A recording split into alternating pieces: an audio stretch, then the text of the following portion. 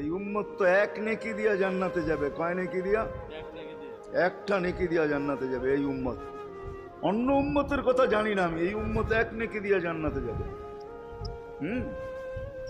নবীর একটা আদর্শের কারণে জান্নাতে যাবে। সিরত মানি আদর্শ।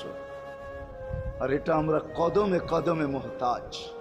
কেননা এই ছোট জীবনটা যদি গ্রহণযোগ্যতা পর্যন্ত পৌঁছাইতে হয় আল্লাহর কাছে, চাই নারী হই, চাই যুবক হই, চাই বৃদ্ধ হই, যেই মানুষই হই না কেন, যেখানেরই হই না কেন, যেই বাসারই হই না কেন, যেই বর্ণেরই হই না কেন, যেই পেশারই হই না কেন, যেই সোসাইটিরই হই না কেন, এই জীবনটাকে যদি গ্রহণযোগ্যতা পর্যন্ত পৌঁছাইতে হয় কার কাছে? দুনিয়া আলাদের কাছে না, মালিকের কাছে, যিনি এক ফোঁটা পানির থেকে অস্তিত্ব দিচ্ছেন, যার কাছে আবার আমাদেরকে ফিরা যেতে হবে।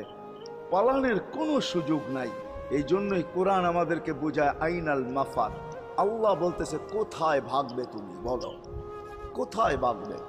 কবির কথাই সত্য, যদিও নাকি পালাও তুমি আকাশেতে লাগিয়ে সিঁড়ি, সিঁড়ি লাগাও যদি আকাশে চলে যাও, তো আল্লাহ বলে তোমার বাগার কোনো সুযোগ নাই।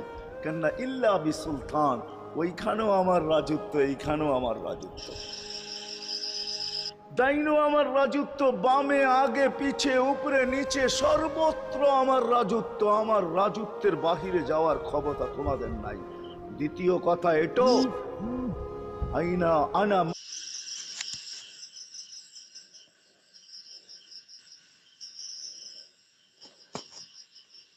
মাআকুম আইনামা কুনতুম, যেখানে যাবে ওইখানে আমি সঙ্গে থাকব। আমাকে দূর করতে পারবে না। যদি করো তাহলে তুমি থাকবে না, তোমার অস্তিত্বই থাকবে না। কেন আমাদের ভিতরে আল্লাহ নাই বটে, কিন্তু আল্লাহর একটা পাওয়ার আছে যেটাকে রূহ বলে।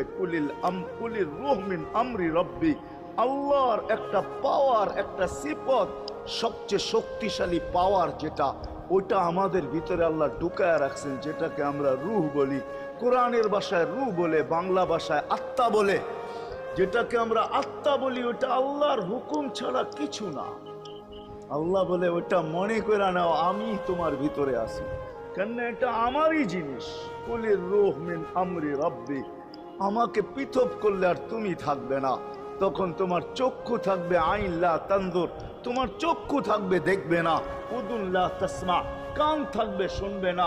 লিসান লা তান্তিক, জবান থাকবে কিন্তু জিহ্বা থাকবে কিন্তু বলবে না।